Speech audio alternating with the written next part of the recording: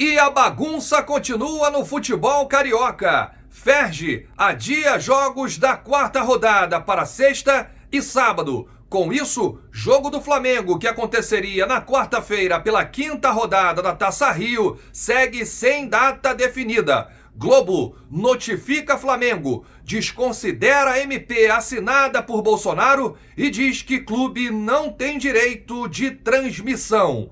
Rubro-negro já planeja transmitir seus jogos no canal oficial do YouTube, a Flá TV. Flamengo faz acordo com o Bangu e assume prejuízo do último jogo de R$152 mil do Maracanã.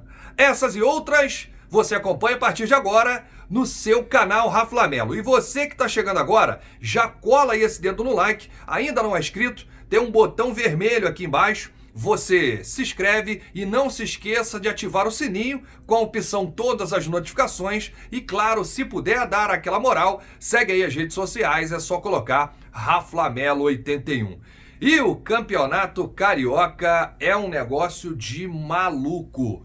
Ontem à noite, a Federação de Futebol do Rio de Janeiro adiou os jogos restantes da quarta rodada para a próxima sexta e também o próximo sábado. Com isso, a rodada do meio de semana, já válida pela quinta da Taça Rio, que teríamos aí Flamengo e Boa Vista, na quarta-feira, foi adiado, mas a Ferge ainda não marcou a data. E realmente, quando eu falo que é uma bagunça, por quê? O prefeito Marcelo Crivella tinha decretado que o Campeonato Carioca estava suspenso. Depois, voltou atrás. Disse que apenas os jogos de Botafogo e Fluminense estavam suspensos.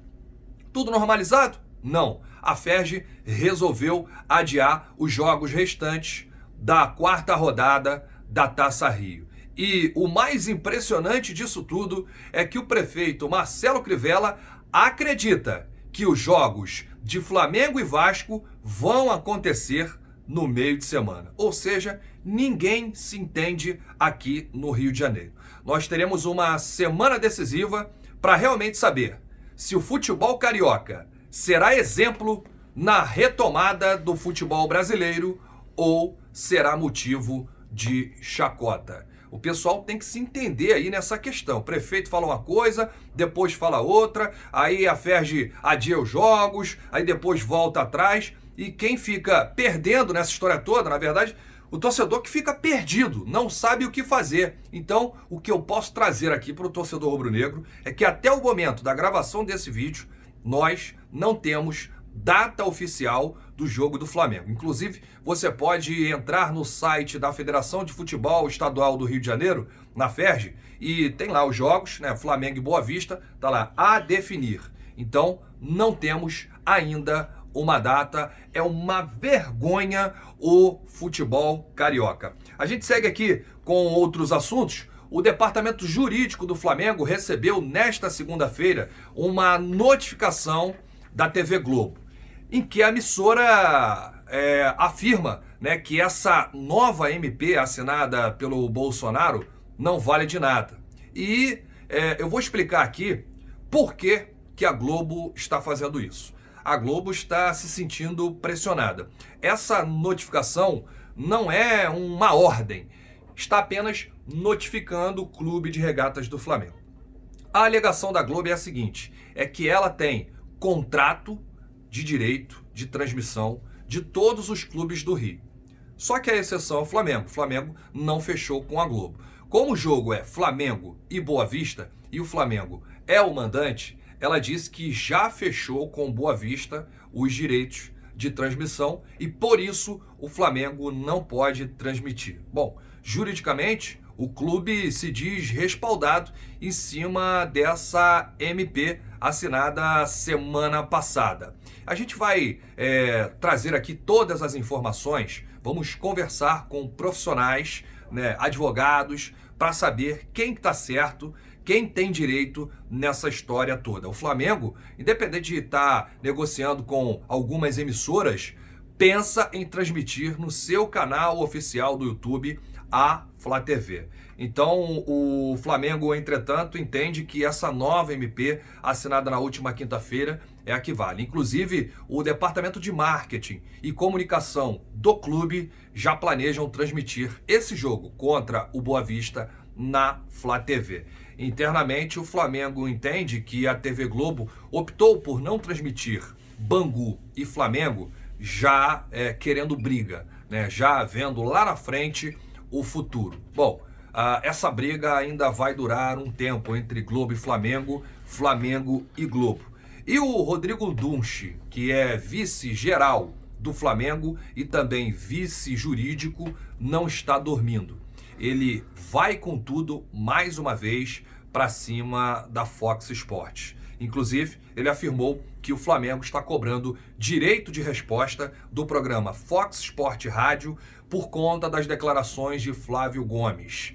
Ele começa a falar do Flamengo de forma leviana, com informações inverídicas, e acaba falando demais. Só que o jurídico do Flamengo está atento a tudo que é falado na Fox Sport. Já não é a primeira vez que o Flamengo vai conseguir aí um direito de resposta, né? O Flávio Gomes estava falando em relação à volta dos treinos, à volta dos jogos, e ele colocou o Flamengo como acima de tudo isso que está acontecendo, acima do bem e do mal, acima da pandemia, e isso gerou um descontentamento de alguns dirigentes do Flamengo, e em seguida o clube prometeu acionar a emissora na justiça. É isso aí, tem que ir para cima deles com tudo.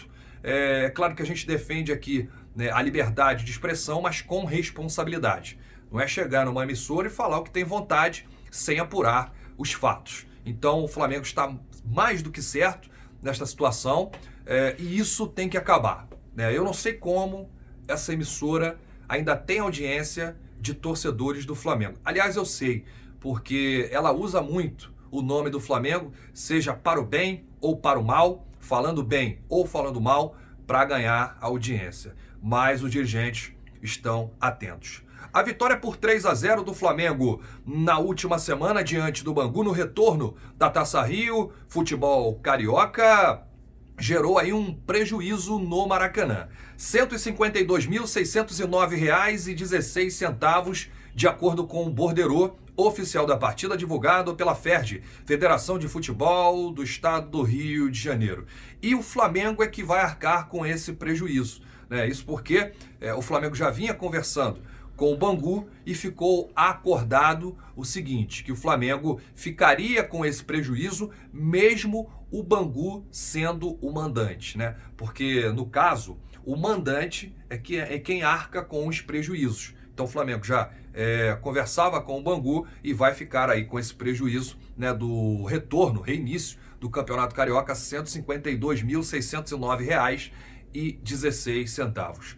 Uma pergunta: se o jogo é sem torcida, né, e também não teve transmissão, por que não fizeram esse jogo na Gávea?